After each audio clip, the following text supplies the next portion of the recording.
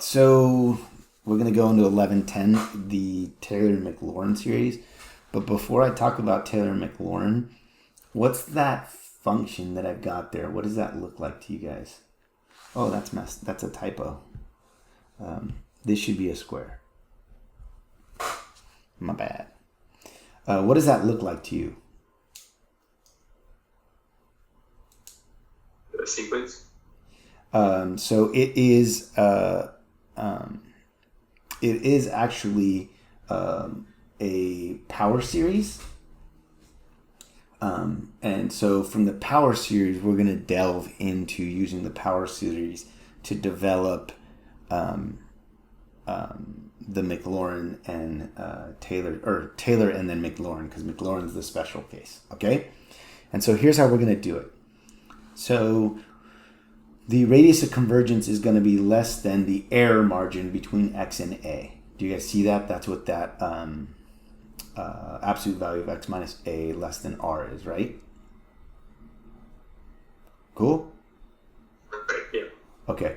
Now from here, what's going to end up happening is, so if I go f of a, what am I going to get?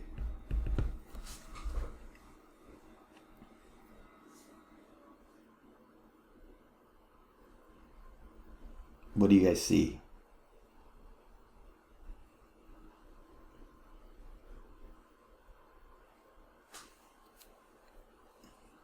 Do you guys see anything, a pattern, anything at all from this?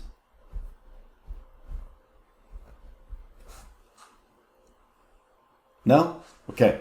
Let's just plug in a everywhere we see x then, right? So I'm going to get c of 0 plus c of 1, a minus a plus c of 2, a minus a squared plus c of 3, a minus a cubed plus dot dot dot dot. What is that going to equal?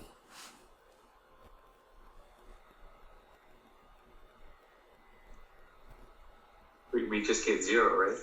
Almost. Just C? We get c of 0, right? C naught. So we see that f of a is going to be c naught, right?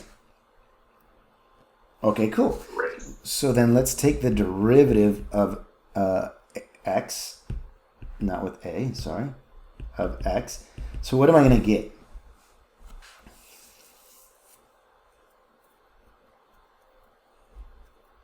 What happens to the derivative of c naught? Stays C naught. What's the derivative of a constant, my friend? 0. Okay, so we're going to get 0 there. Then c1 times x, the quantity x minus a, what's that going to become? 0 as well? Mm-hmm. Or is it 1 minus a? Well, okay, wow. All right, we got to work. So we're going to get 0 plus c1, because the derivative of the x is going to be 1. The derivative of the a is going to be 0, so I'm just going to get 1 times c1. Then plus 2c sub 2 x minus a plus 3 c sub 3 x minus a squared, right? Continuing on and on. Do you agree with that? Or do you want me to show you one so you can actually see it? Yeah, we see it. Yeah. Okay. We see it. So then now tell me, what is f prime of a?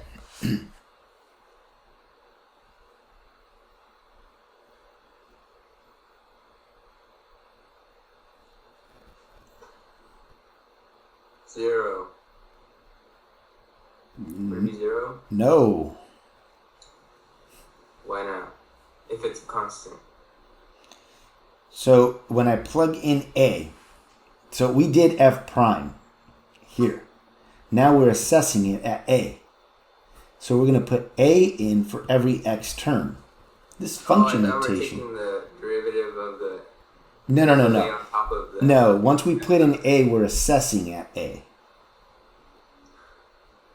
So what are we going to get? 0 plus c1 plus 2c plus a parenthesis a minus a. Yeah, so if I put a in, don't I only end up with c1? That's right. It should just be C sub 1. Right? All right, let's do... A minus A. Yeah, everything's going to be A minus A is going to become 0, correct? Yeah. Okay, so let's do the second derivative, see if you guys can see what happens. Can you help me get the second derivative?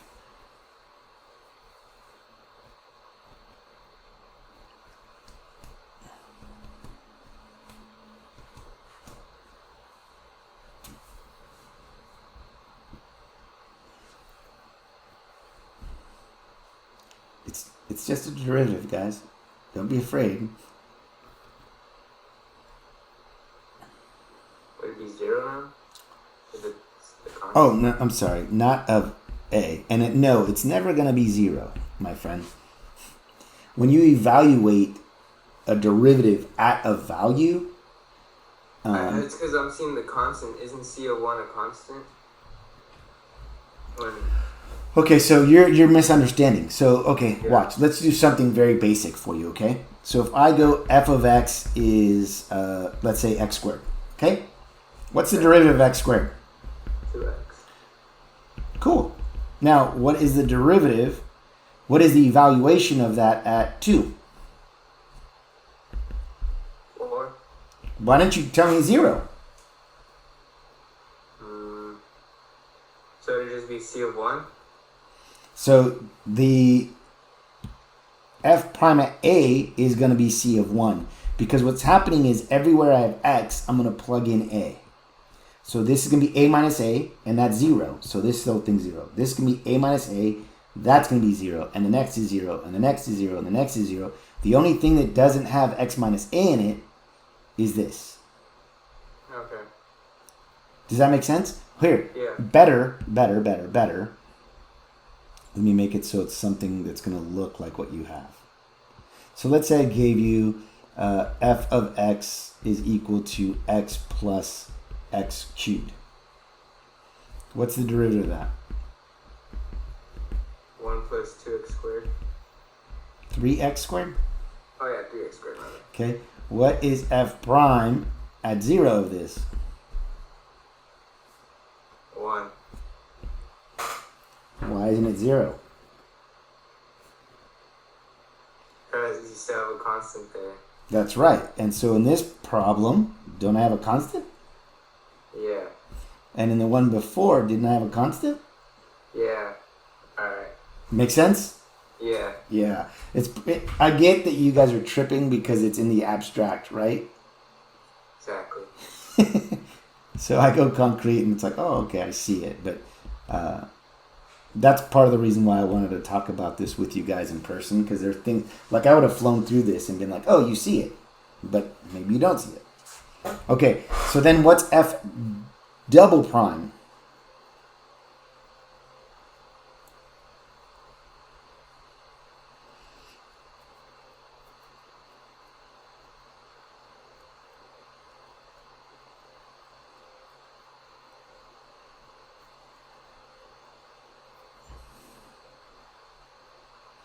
So now we're taking the derivative. Okay, so the derivative of the constant is going to be what? 0. Okay, cool. Plus, what's the derivative of this guy?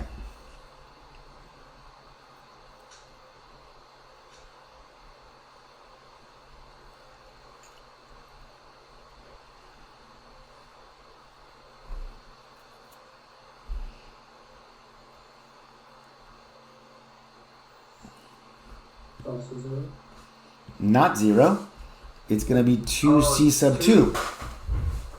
Yeah, 2c sub. What's the next one? 6c to the 3 times x minus a. So I'm going to write it a little bit different,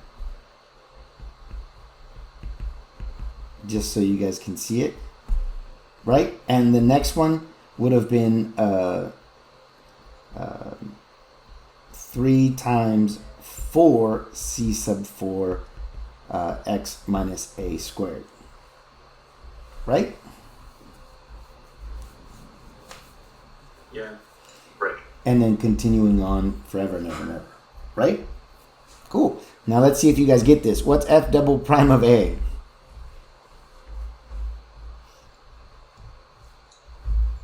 Two C2. Cool. Do you guys see something? Yeah. At A, it was C naught, C1, 2C2. What do you think F triple prime at A would be then? 3C3.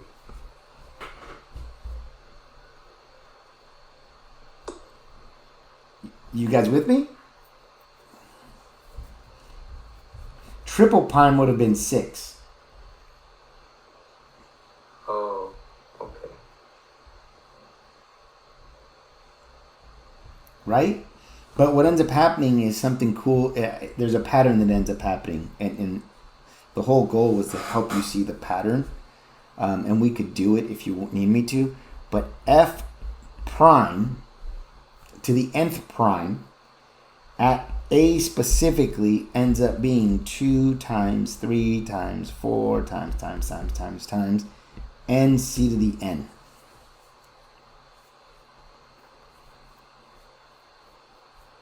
Right? They're all multiplying because every term before it is getting canceled. Do you guys see that? So what ends up happening is, look at this one. This is actually 3 factorial. But when I take the derivative of the third, this is going to go away. And then this would have been 4 factorial. But then when I take the derivative of that one, the next one would have been 5 factorial. And then 6 factorial. And then 7 factorial. Right? Right. So this ends up being, if we look at this, n all the way down, isn't that n factorial? Times whatever the constant is of the nth term.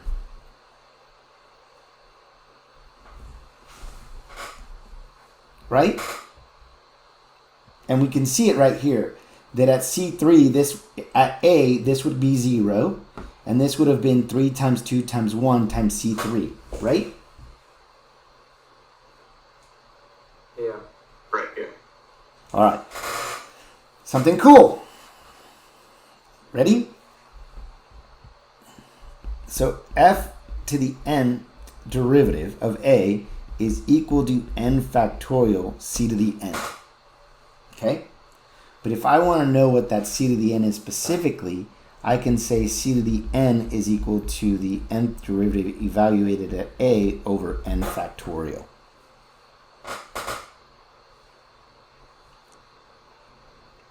You guys with me? Yes. Yeah. So that's the coefficient, and that leads us to the power series in the general case.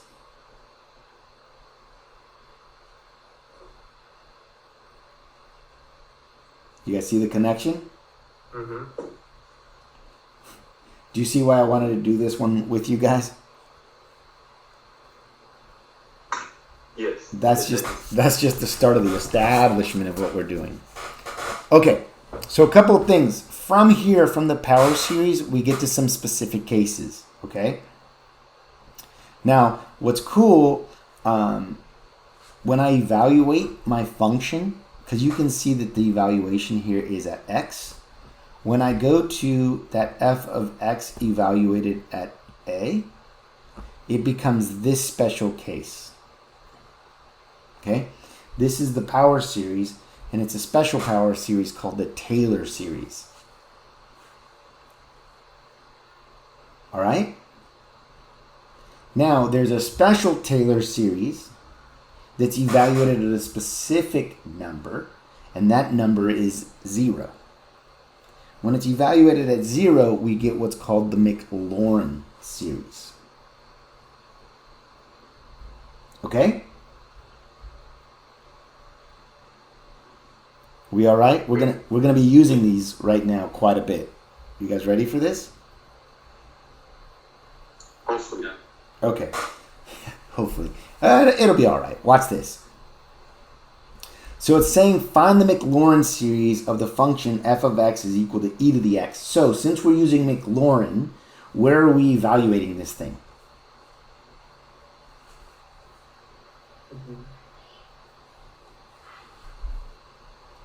Zero. That's 0. So please, right at this point, know that you're evaluating, when x is equal to 0 with Mclaurin. Okay? So here's what we're going to do. Ready? So we know f of x is e to the x, right? What's f prime of x? E to the x. To the X. Very nice. What's f double prime? Same thing. Trying to make you guys feel all successful and stuff. What's the nth derivative of e to the x? E to the x. Oh, dang. You guys are good. So now check this out. What do we need in Mclaurin? We need f of n to the 0, right? That's the numerator piece. Agreed? Agreed. So what is f to the n of 0?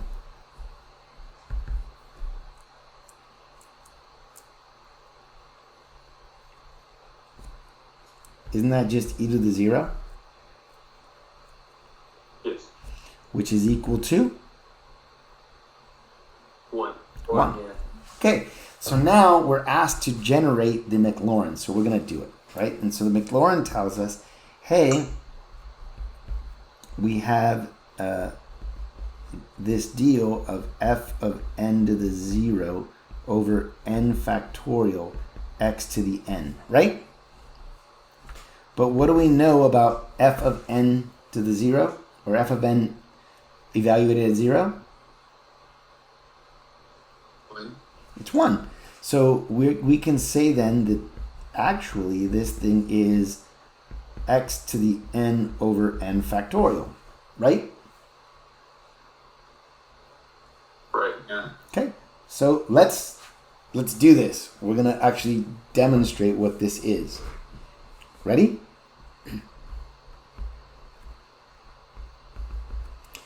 Ooh, 0. All right. So first thing we're going to do is when n is 0, what are we going to get?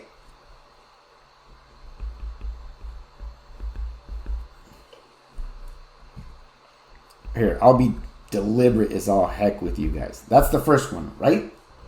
Right.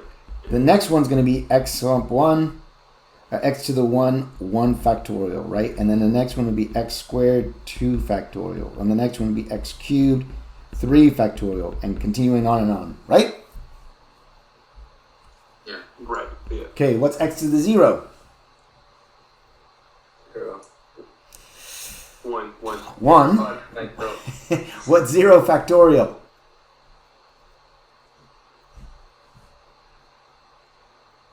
0. No, terrible. No. 0 factorial is equal to 1. Little help, okay? 0 factorial is equal to 1. You got to know that.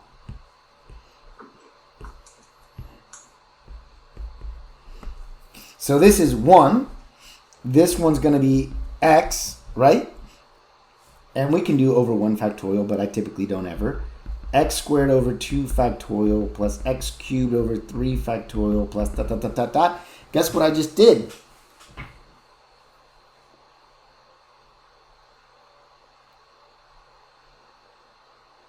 Nothing? No guesses? It's the same thing, right? I just did the power series for e to the x.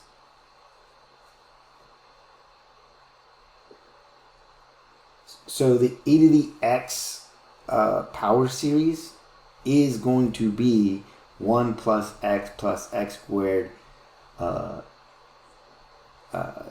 factorial plus x to the cube 3 factorial. And I'm going to show you something. I guess I could do it right here. If I take the derivative of e to the x, right? I get e to the x. That's what you guys told me, right? Okay. Right, yeah. What's the derivative of 1? 0. Okay, cool. Watch this. I want to make you guys trip. What's the derivative of x? 1. Cool. What's the derivative of x squared over 2 factorial?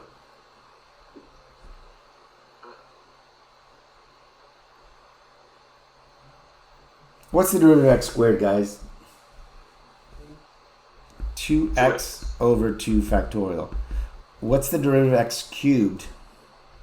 3x squared. Over 3 factorial, right? So the next one would have been 4x cubed over 4 factorial, right? That's the derivative of just this power series. Let's clean that up. 1 plus the 2 is going to take care of that thing, so it's going to be 1 factorial. The 3's are going to go away, so it's going to be x squared over 2 factorial. The 4's are going to go away, so that's going to be x cubed over 3 factorial. What the heck is that?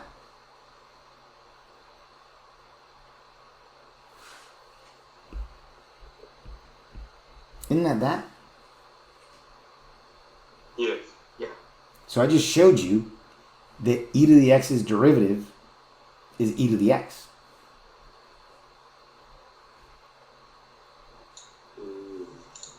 And if I did it again, guess what I would get?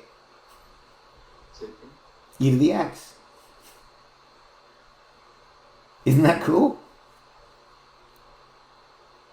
Yeah, it's crazy. All your lives, you guys have thought, oh, this math stuff is simple, right? E to the x is just some simple little thing. Well, really, e to the x is just this cute little variable for this power series that we have right here. An infinite power series. But you've always thought of it as e to the x. It's so much more complicated than you ever thought. Isn't that cool? Yeah. I think it's cool. All right. Now, the next thing that we need to do is find the radius of convergence for this thing, right? Because it asks for the radius of convergence. But the radius is easy to find. We already know how to do that, right? So we're going to do a ratio test. And so that's going to be x to the n plus 1 over n plus 1 factorial times a to the n, which is just that x to the n over n factorial. So that's going to be this, right? Reciprocated. And things cancel like crazy, right? So don't I get absolute value of x over n plus 1?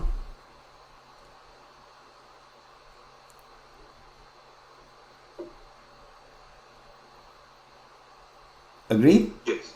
Agreed. And when n goes to infinity, what is this thing going to?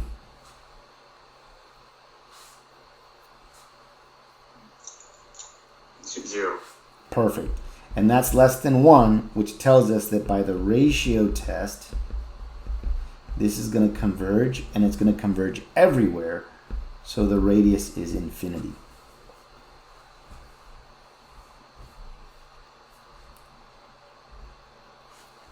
But the power thing is, the powerful thing about it is having you guys be able to see what the radius of convergence is. Okay? Cool? Now, if you had me for Calc 1, you learned about error, right? Because I taught you guys epsilon delta stuff, right? And I told you that everything that we do in calculus has some margin of error, right? Do you guys remember that? Yeah. Okay. Well, cases here too. When we do a Taylor, there's always the potential for some error, so we always want to take error into account. But what we want to do is set it up so as we go to infinity, that remainder, that error really, goes to 0. Okay? And so we want it to always be a thing where it goes to the difference from our x minus a is going to be smaller than that error. or a remainder is what they call it. Okay? And we'll talk about that. I'll do something with that in just a little bit. And then here it's the inequality for it. And this inequality I'll talk about right now in detail so you guys can get it. So we're choosing some numbers, m and d, to help us with the remainder. Okay? So I'm going to do that right now with this epsilon problem. Or epsilon, this e to the x problem. Okay? So watch this. So it's asking us to prove that e to the x is equal to the sum of the Mclaurin series that we just did.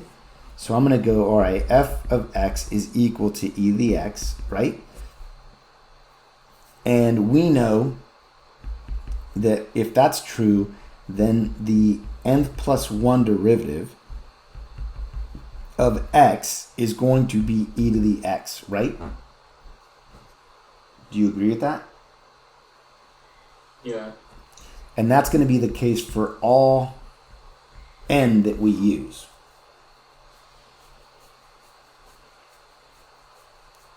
Agreed?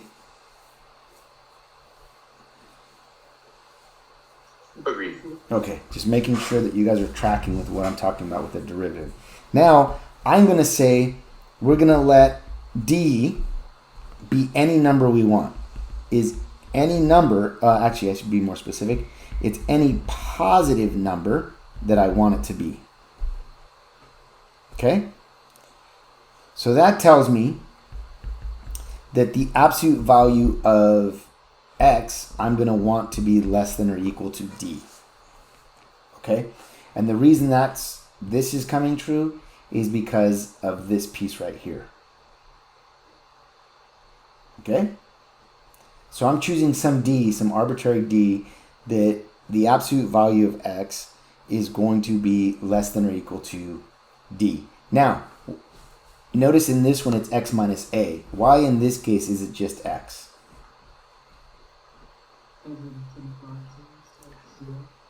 I think I kind of heard you, Aaron. It's because it's Mclaurin and your a is 0, right? Yeah. Okay. Good. It's important you guys track that. Then from there, if this is the case, then we're going to have the n plus 1, right? The n plus 1 derivative is going to be equal to e to the x, which we know is less than or equal to e to the d. Agreed? Agreed. Okay. So, a is equal to 0 for Mclaurin, and our capital M then is going to be this e to the d number. Okay? Because we want that restriction, this m, to be smaller than this derivative, right? And so we know e to the x, that's what this thing's equal to. We're going to make it less than or equal to e to the d by the argument that we're doing so far. Are we good? Yes. All right. Cool. Now from here then, let's go into r n to the x. We know is going to be less than or equal to e to the d over n plus 1 factorial. Absolute value of x to the n plus 1, right? And that's going to be the case for, I don't want to write like that, not for all. For my absolute value of x being less than or equal to d. Do you agree with that? Yeah. That's sound, right? Because of everything that we're building on. All right. Now we're going to take the limit as n goes to infinity of e to the d over n plus 1 factorial, absolute value of x to the n plus 1.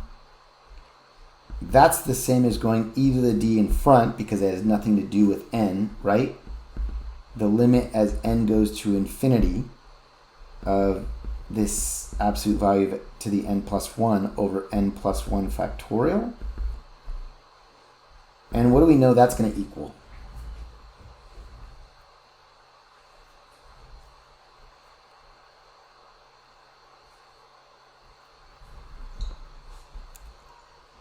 Is it 0? 0. Good. It's going to equal 0. So then that tells us then that our absolute value of this guy, right, this remainder, is equal to 0, which means e to the x does in fact equal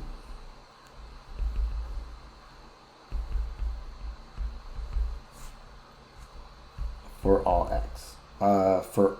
For all x. For some reason I can't write it. Sorry. Does that make sense? Yeah. Yes. All right, cool. So that's the proof for that using the Taylor inequality. Now, let's do some practical stuff, right? Some stuff that we're going to use potentially on a test or something like that so you guys can understand it. All right, so let's look at this. Now we're looking at a Taylor series. And remember, Taylor is evaluated at some a that is not 0, right? So let's do some things. So we have f of x is equal to e to the x, and we're going to evaluate at 2, right?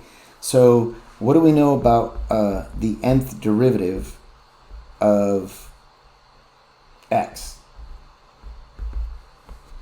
Just so we know. It's e to the x. It's e to the x, right?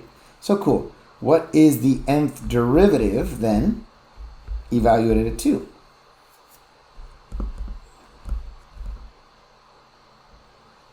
E to the x. Evaluated at 2? E squared. It's e squared, right? Our a is 2, we're known. So then we have this thing. It's the Riemann sum, n equals 0, of f, the nth derivative of it, evaluated at 2, over n factorial x minus 2 to the n. Agreed? Yes. That's just the definition of Taylor, right? Yeah. Okay, so we can clean that up. We know some things. What do we know about the nth derivative at 2?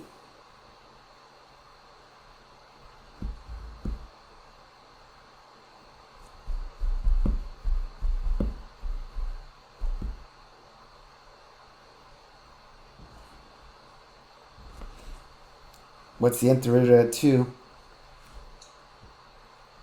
E squared. So I'm going to clean it up to be e squared over n factorial x minus 2 to the n. That is the Taylor series. Do you want me to expand it so you guys can see what the expansion looks like? Yes, please. Okay, so if we're going to do the expansion of this thing, we're starting at 0. So if we have 0, I'm going to get e squared over 0 factorial x minus 2 to the 0, correct?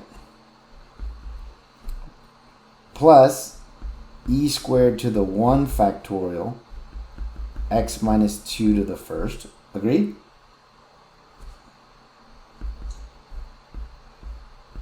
Agreed.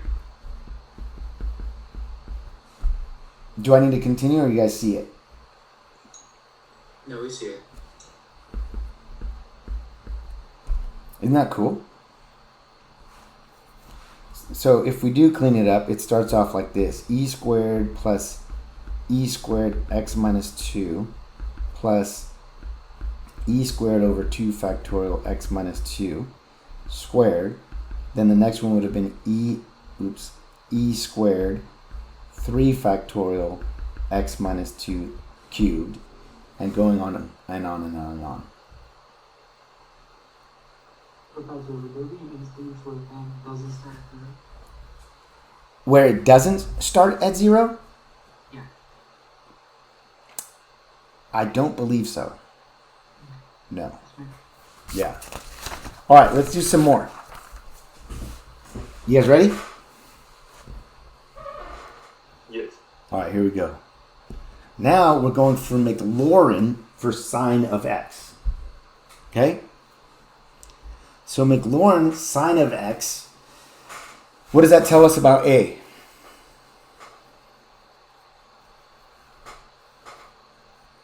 Equal to 0. Right. So our a is going to be 0. So here's what we're going to do. We're going to build it. Let's see if we can see some patterns that may help us, okay? So f of x we know is sine of x. Agreed? What's f prime of x?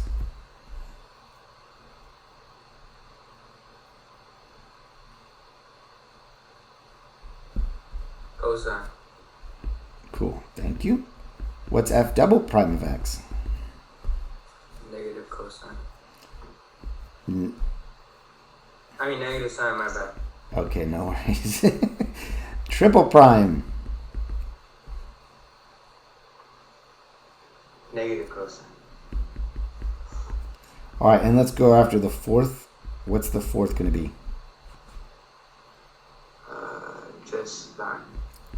And then what do we see there? Then it's going to repeat, right? Yeah. So it looks like it's just going first, second, third, no derivative, first, second, third, repeat, right? So we know that. Now we're evaluating this at 0.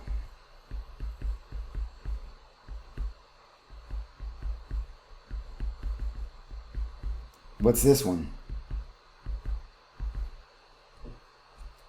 What's sine of 0? 0. Cosine of 1, or cosine of 0? 1. Sine, negative sine of 0. 0. Okay. Negative cosine of 0. Negative 1. Okay. So let's go ahead and see if we can generate this Mclaurin, right? So we're going to get f of 0, right? Plus f prime of 0 over 1 factorial plus f double prime of 0 over 2 factorial, right? Oh, I forgot the x. This one's going to be x squared. Then f triple prime of 0 over 3 factorial x cubed. The next one would have been x to the 4th evaluated at 0 over 4 factorial x to the 4th plus dot dot dot dot, right? Right. Okay. I'm going to write this stuff all down so you guys can see it. What's f of 0? 0. What's f prime of 0? 1. Over 1 factorial? Yeah. 1. And then we have x, right? What's double prime of 0?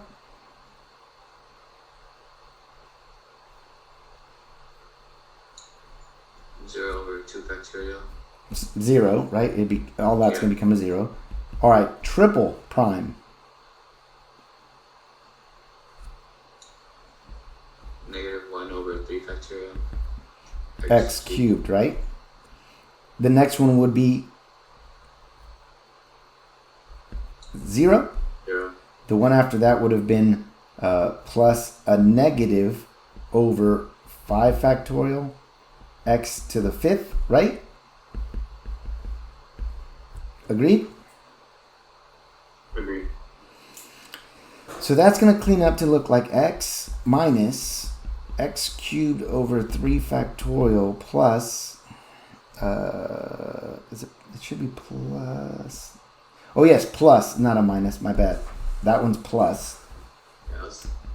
X to the 5th 5 factorial, then minus x to the 7th over 7 factorial, because the pattern is repeating positive, negative, positive, negative, positive, negative. Do you see it's alternating? Yeah. Every 2. Oops. That is the power series for sine. Isn't that cool?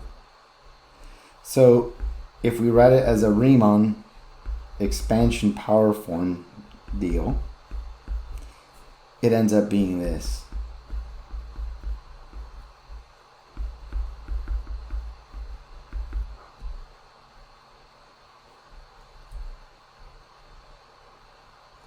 You guys with me?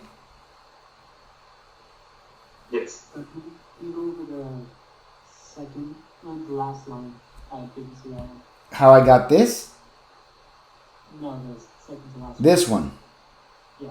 Sure. It's just the derivative. So this becomes x, right? Because 0's dropped off. That becomes x. That's 0. It's not a derivative. I'm just generating the power series.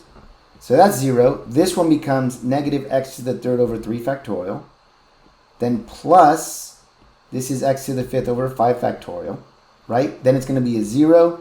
Then it's going to go negative x to the seventh over 7 factorial. And the next one would have been plus x to the ninth over 9 factorial.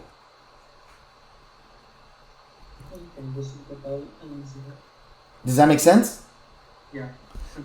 So this is the power series for sine.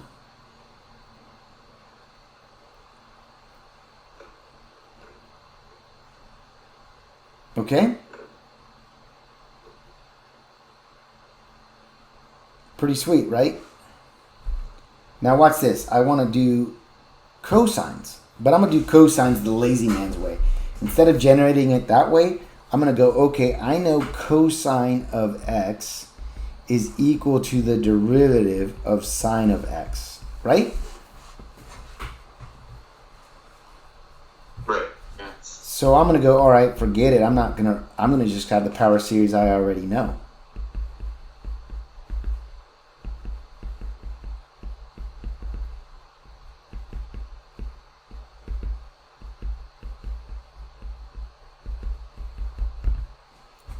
Agreed?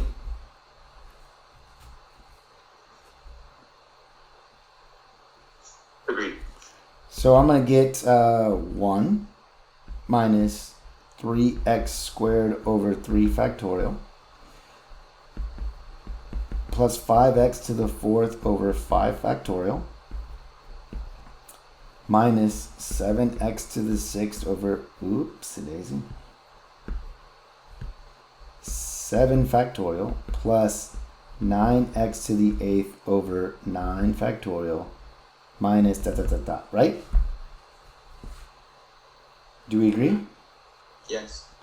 So Yes. that can be cleaned up, though, to be x squared over 2 factorial plus x to the fourth over 4 factorial minus x to the sixth over 6 factorial plus x to the eighth over 8 factorial minus dot, dot, dot, dot. That is the power series for cosine.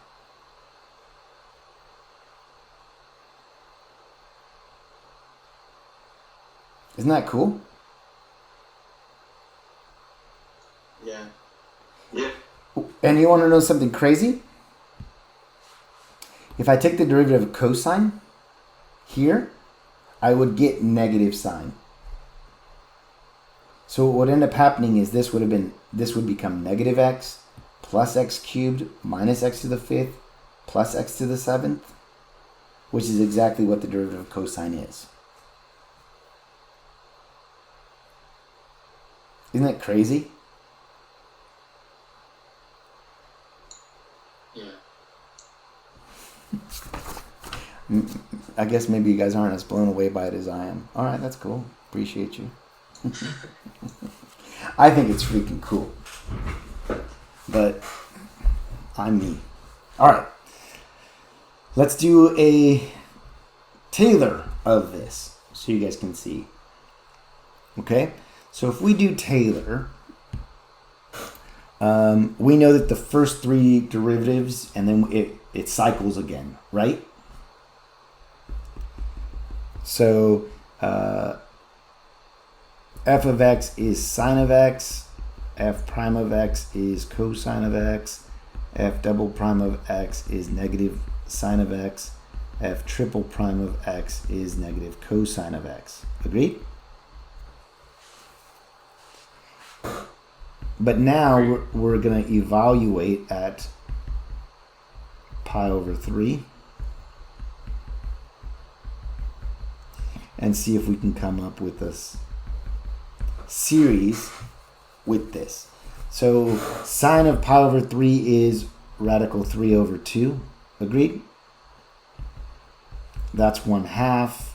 that's going to be a negative rad 3 over 2, and that's going to be a negative 1/2. Yes? Yes. Okay. Now, when we expand this thing, aren't we going to get this plus f prime of this over 1 factorial x minus pi over 3 plus f double prime pi over 3 over 2 factorial x minus pi over 3 squared, right? And do you guys understand how I'm generating this? You're just plugging in the Taylor definition. Yeah. Yeah. Just making sure everyone is with me on that.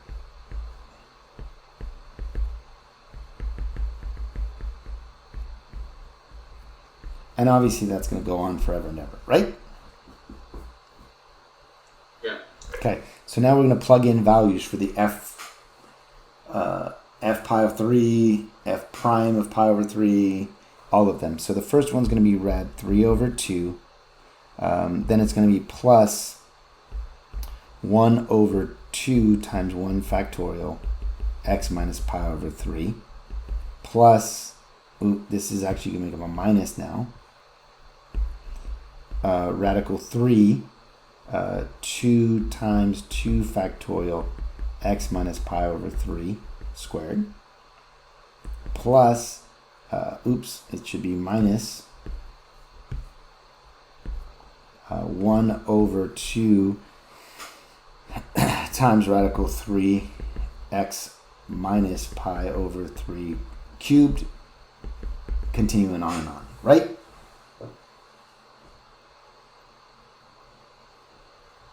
Right. Okay. Now, notice something. This has radical 3. Then this one has radical 3. Then the one that follows this one has radical 3. Right?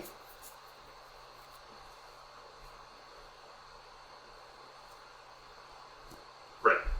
And then the even ones have 1/2, negative 1/2, right? Positive 1/2, negative 1/2.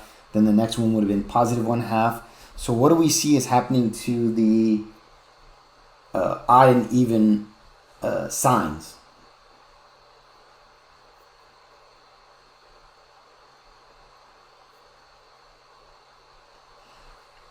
Aren't the odd ones, or aren't the aren't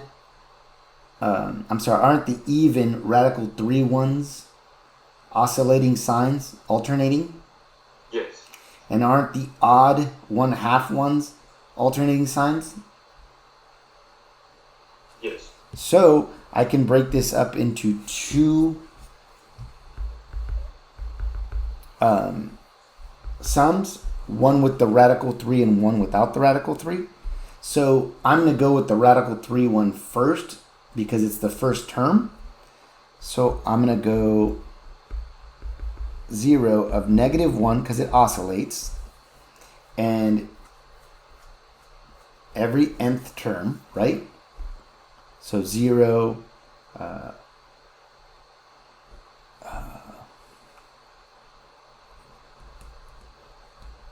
yeah, because it's going to oscillate every time. And then I'm going to have 2 to the 2n factorial, right? Because it's doubling. X minus pi over 3 to the 2n. You with me? Okay. Next one is going to be plus, and now I'm dealing with the halves, right? So I'm going to go negative 1 to the n, but now I need a 2 below, 2n plus 1 factorial, because we're trying to get the odds. Number theory, don't worry, when you get to number theory, you'll understand how it's 2 plus 1. Knowing that odds are 2 plus 2k plus 1, and evens are 2n. This is how you would write this power series out, expanded, so that you're factoring out, ooh, silly me. I left out one thing here, radical 3. Do you see that radical 3 over 2 is right there? And here, it's 1/2 is right there. So I factor out a 1/2 and I factor out a radical 3. Well, I'm sorry? Where the what? The 2n. This 2n? Yeah. Sure. If I get y in return plus 1, So I'm going to show you. So this first term, what's the n here? 0. Okay. When n is 1, I'm going to be here. Isn't that 2 to the n? 2 times 1 factorial, right? Then the next one would have been, isn't the next one 4 factorial? Oh, because we're skipping, that's why. Yeah. So, Do you see it? Because I'm going boom, boom, boom, boom. Like I'm skipping one. Does that make sense? yeah. And then this one, right? It's the first term, but when we start with 0, here, I'm going to have 2 times 0 plus 1, so it should be 1 factorial. And then here is, does that make sense? Yeah, I had the plus 1 part, which is Okay. 2n though. All right, yeah. So 1, or I'm sorry, 0, 1, 2, 3, 4 for this guy's generation.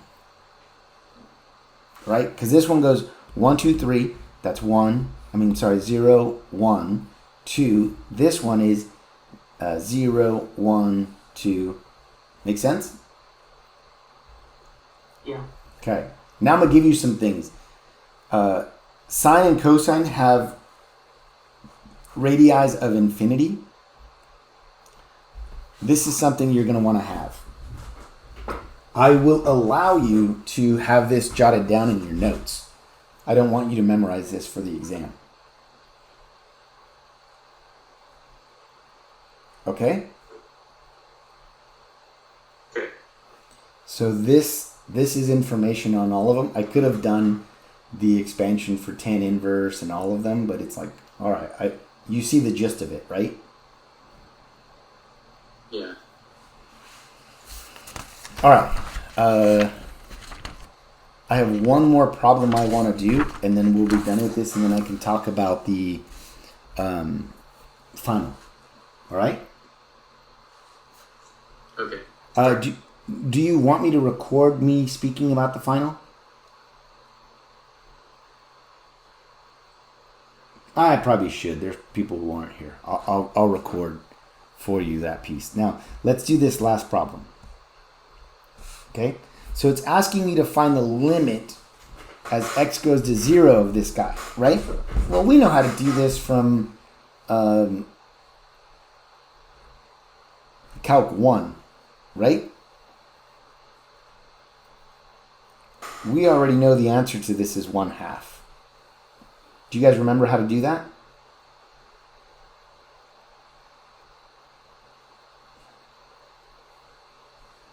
Anybody? Bueller? Do you guys remember that or no?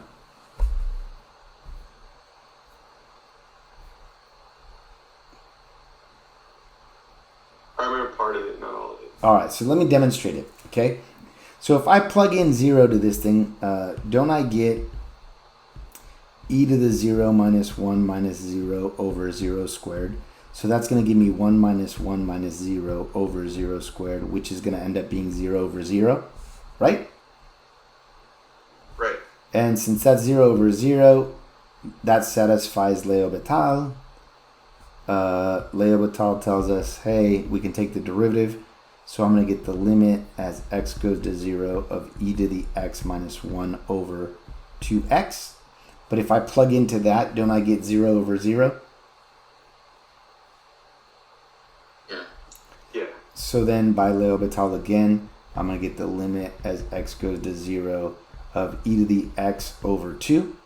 Now if I plug in 0, I'm going to get 1 over 2.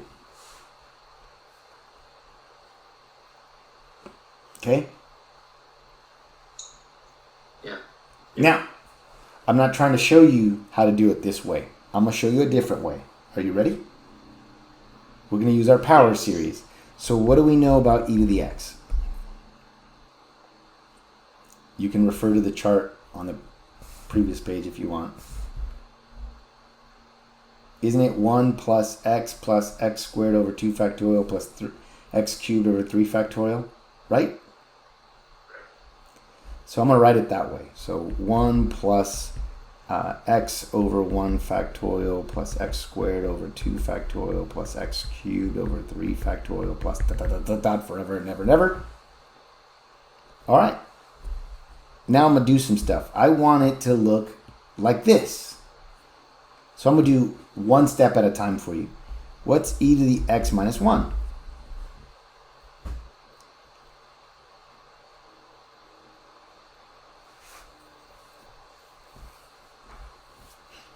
If I subtract 1 from one side, what do I have to do to the other?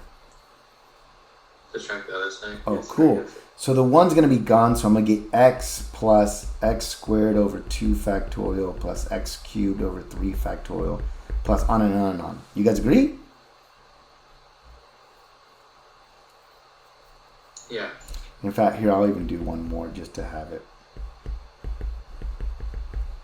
You agree with that, right?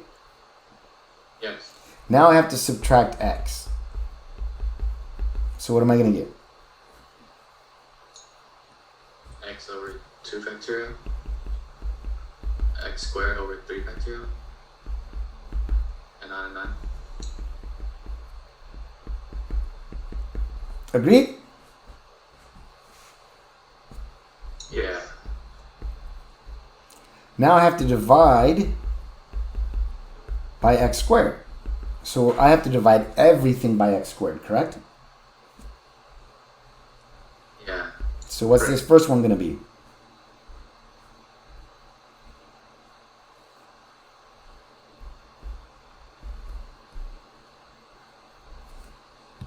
If I divide this by x squared, what happens? It's basically multiplying it by 1 over x squared. Okay, so what happens to the x squared? They cancel out. Cool. Yeah, it cancels out. So I'm going to get 1 over 2 factorial. The next one's going to just subtract, right? So it's x over 3 factorial. Agreed? X squared over 4 factorial plus on and on and on. Right? Yeah. Right. Okay, cool. Now, if I take the limit as x goes to 0 of e to the x minus 1 minus x over x squared, since I took the limit on that side, I got to take the limit on the other side, correct? Correct.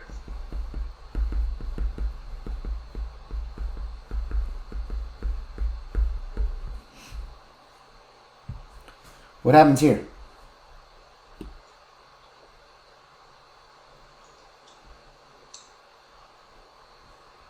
If x goes to 0, what happens to this one specifically?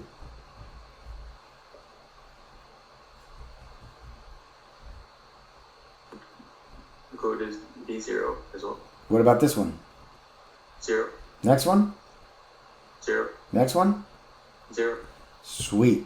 So I end up getting 1/2 plus 0 over 3 factorial plus 0 over 4 factorial plus 0 over 5 factorial and on and on and on. Right? Which is? Right.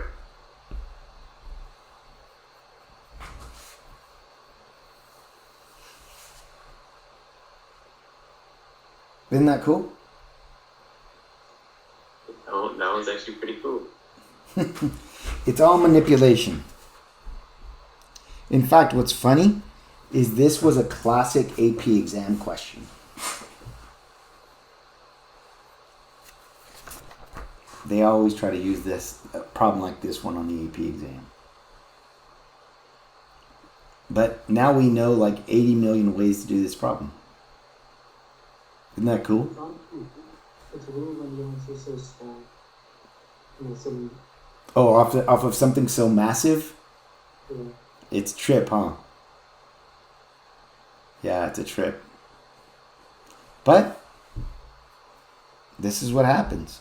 And see, the more you understand in mathematics, the more you're exposed to mathematics, the more you realize you don't know mathematics. Like, it is insane. Like, I have a master's degree in mathematics, and I just realized the more I learn math, the more math I don't know. It's crazy. All right, that's 11:10. So that should help you with the homework for 11:10. Let's talk about the final.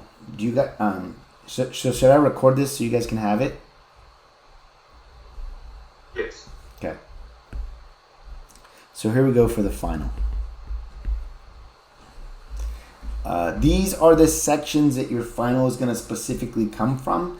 So these are the areas that you should focus on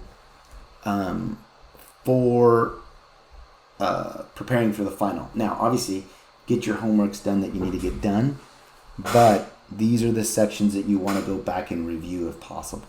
Okay? This is how specific I'm going to be with you guys about the final. Ready? Yeah. It's pretty good. Yeah, I'm being really nice to you guys. There's going to be 10 questions on the exam. Okay? 10 questions. And like I told you, since we didn't have an exam on chapter 11, it's going to be the bulk of the exam. 4 of the 10 questions are from chapter 11. Okay? So here we go. I'll go in instead of going chronological order, I'll just go from chapter 7 to chapter 12, okay?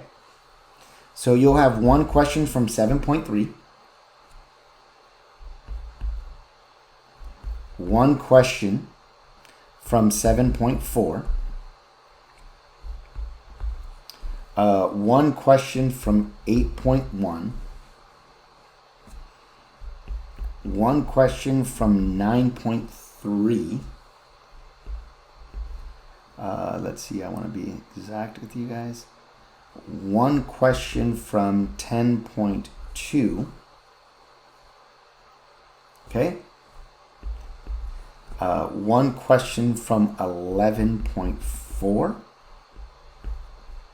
One from 11.5.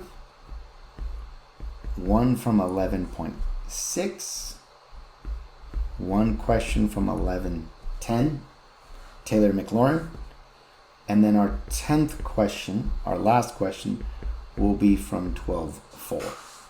Those are the sections specifically that the questions will come from for the exam. Okay? All right. Now, your exam is supposed to be when?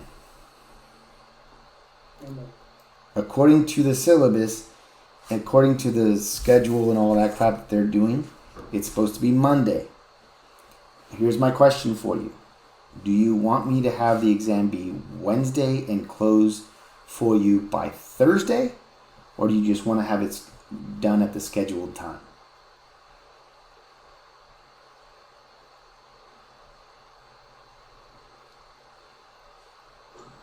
I think last class, did you talk about making it from Monday to Wednesday? Was that an option? Yeah. No, that's fine. I want to give you guys as much time as possible. Now, it's going to be a 2-hour window, right?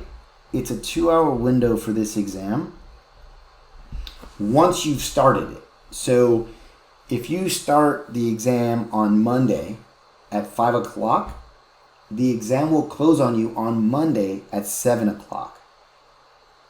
So even though you have that 48-hour window for the exam, you only have 2 hours from when it starts. So think about that carefully when you do that, okay?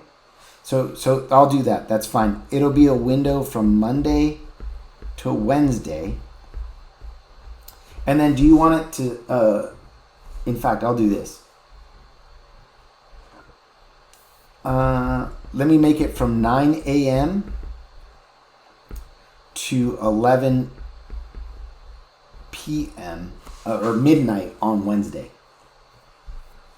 That's your window to take the exam, but you only have 2 hours to complete the exam. Does that make sense? Yes. Okay, another thing that I want to do for you.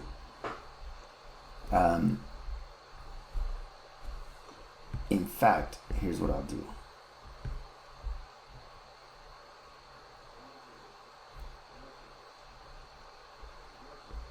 I'll make it 11. Because what I want to do for you guys is do this. On Monday and Tuesday, I'm actually going to be cool and hold office hours. So if you guys have any questions, you can ask me. My office hour will be from 9 to 11, both days in the morning. Okay? Okay. So if you have any questions about homework or prepping for the exam, that'll be on there. Now I will be checking to see that you haven't started the exam. So if you've started the exam and you're going to ask me questions, I'm obviously going to tell you go away. Does that make sense? Yes. You get 2 pages from notes, right? That's right. And you get 2 pages for notes for the exam. All right? 2 pages front and back. Yeah. Man, why you want to be so specific about things? Just gotta make sure. Yes, two pages. I didn't make a distinction. So if you interpret it to be front and back, that's your interpretation. Cool. Does that make sense? Don't ask questions. I gave you some leeway there with your interpretation. Does that make sense? Yeah. All right. I think that's being very generous with you guys in terms of what specifically to prepare for the exam. Yeah, definitely. Okay? So don't be trying to study every section in the book. These are the 10 specific sections that the exam will hit. All right? Do you have any questions for me about the final?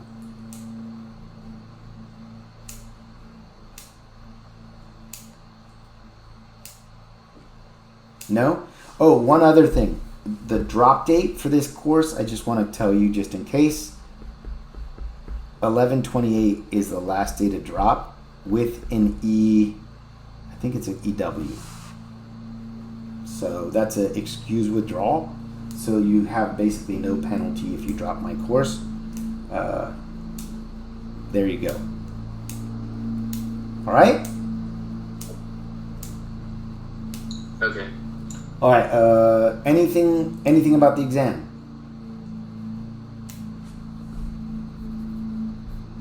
Seems fair. Pretty straightforward. All right. So here's what I'm gonna do. I'm gonna stop recording.